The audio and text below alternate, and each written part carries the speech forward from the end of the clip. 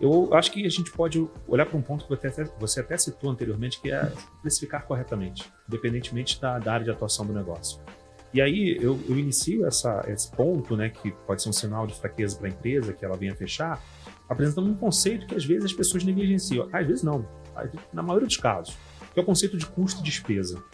É muito simples a gente perceber as empresas precificando com base num custo errado.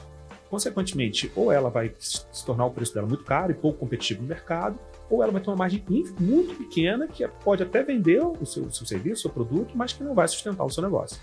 O custo é aquilo que ela sacrifica, o custo é aquilo que ela sacrifica para poder gerar riqueza. Então, ela tem que estar muito atenta a isso, e nessa gestão financeira, com esses indicadores que o Fabiano trouxe aqui, com essas demonstrações principalmente, ela vai poder ter o apontamento correto de qual é o valor que eu tenho que usar para colocar minha margem bruta ali, né, meu markup, e saber o meu preço. Então, o conceito de custo é muito importante ele conhecer. Um sacrifício para poder gerar riqueza. E já o conceito de despesa seria um sacrifício para poder operar o meu negócio, para poder manter o meu negócio em operação. Entra o provisionamento, inclusive, né? O provisionamento, inclusive. Porque você vai ter gastos que são inerentes ao teu negócio estar funcionando, mas que não necessariamente vai compor o custo para que ele seja precificado. É um exemplo muito básico, muito simples. A gente consegue estar aqui na 1 com a luz apagada, mas é desconfortável. Sim. Então, se a luz apagada é desconfortável, ela não pode ser considerada um custo para eu precificar o serviço da 1, mas sim uma despesa operacional que eu não vou conseguir trabalhar com a luz apagada, vamos dizer assim. Um exemplo bem básico. O empresário, quando ele não tem esses controles financeiros, é muito comum ele misturar esses dois conceitos. E, consequentemente, isso compromete a precificação dele. A gente sempre fala de maneira repetitiva, até na gestão do nosso próprio negócio, quando a gente olha para o negócio do nosso cliente, que preponderantemente ele tem que manter a margem dele. Não importa a empresa faturar milhões de reais por mês, se ela não tem uma margem que sustente o seu negócio. Ela vai fechar todos os meses no vermelho. E que negócio se sustenta fechando no vermelho todos os meses? Difícil. Né? O conceito que o empresário hoje carece de ter, e às vezes esse feeling, esse sentimento por ter uma margem muito boa na concepção dele, e ele está sempre pagando baseado suas no contas. Saldo, a margem baseada no saldo. O saldo a mais crescendo todo mês, e ele conseguindo fazer a retirada dele, ele conseguindo fazer as viagens dele, conseguindo aumentar o seu patrimônio. Pô, tá indo tudo muito bem. Mas se você perguntar para ele, cara, qual é o teu markup médio, bruto? Qual é a tua margem de lucro líquido? O quanto você tem de lucro operacional? Qual é o seu CMV? Qual é o teu CPV, que é o custo do produto vendido? Qual é o teu CPV, o custo da prestação de serviço? Então, ou seja, é difícil às vezes ele perceber isso porque ele não tem os controles que deveriam ser feitos nesses dois conceitos que a gente falou, entendeu? Então, eu diria que, assim, não conhecer os conceitos de precificação pode ser um quarto E a indicador. gente que sabe os bastidores de muitas empresas, ainda dou uma contribuição aí.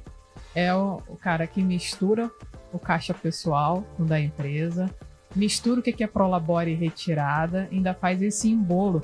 E uma outra contribuição que eu dou, que eu já vi acontecer muito, ele tem o custo, mas ele tem um erro de fluxo de caixa e estoque. E isso compromete todo o cenário. Porque se ele não sabe calcular ali em que momento, qual é o melhor momento de eu pagar meu fornecedor, ele tem que fazer esse tipo de antecipação e não tem caixa, aí ele já pega empréstimo, isso vai criando um embolo que se ele não tem essa previsão financeira, cara, isso no final não é nem que ele não tenha margem, mas é que ele não soube calcular, ter uma previsão do negócio dele. Tá errado o meu raciocínio ou faz sentido para você, Bruno? Tá perfeito, tá correto, é exatamente isso. Ele não ter esse conceito de fluxo, de provisionamento, de entendimento de uma compra, se ela está sendo feita da maneira correta, vai trazer um resultado não como esperado. Eu vou dar um exemplo para você, Tainá. Se você não tiver um setor de compras numa empresa de varejo, por exemplo, mercado, vamos colocar um exemplo de mercado que vende vários tipos de produto, que a pessoa entenda de uma tributação, por exemplo. Isso já compromete a margem, porque essa tributação, na hora dele comprar o preço, quando chegar na prateleira dele, pode ser diferente, considerando todos os custos que tem para o produto estar pronto para venda ali. Esse é outro aspecto. Outro aspecto importante, se ele não souber comprar, ele pode imobilizar aquele produto.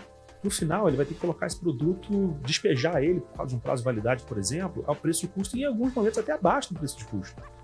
No fluxo financeiro dele, isso vai comprometer o resultado dele e vai comprometer o pagamento daquelas outras compras que ele precificou certo.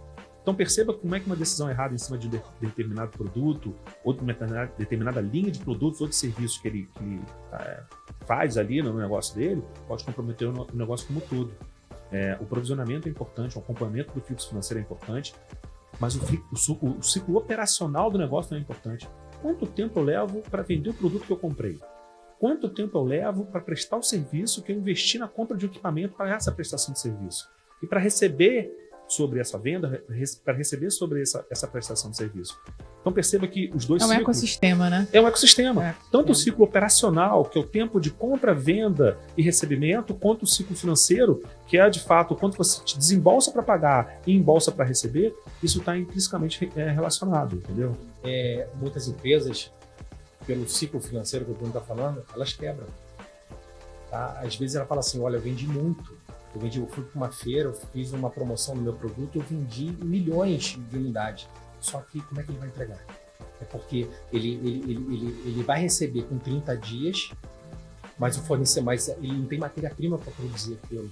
Então ele vai ter que comprar matéria-prima para produzir aquilo, mas ele não tem caixa para comprar essa matéria-prima para entregar toda essa multidão de produtos que ele vendeu. Aí ele vai pegar um empréstimo em caráter emergencial e vai pagar um juros mais alto. Então é um descasamento. E se ele não tiver crédito, né? Se ele realmente tiver ainda condições de ir para o banco ou de ir para alguém que seja, alguém que ele consiga pegar esse recurso para a empresa, tudo bem. Mas muitas pessoas não têm nem condições de ir para o banco ainda. Entendeu? Está começando o negócio, não tem crédito ainda, não tem demonstrativo de imóvel, não tem lastro ainda. Entendeu? Então, assim, um motivo também que as pessoas quebram e às vezes é vender muito com esse descasamento.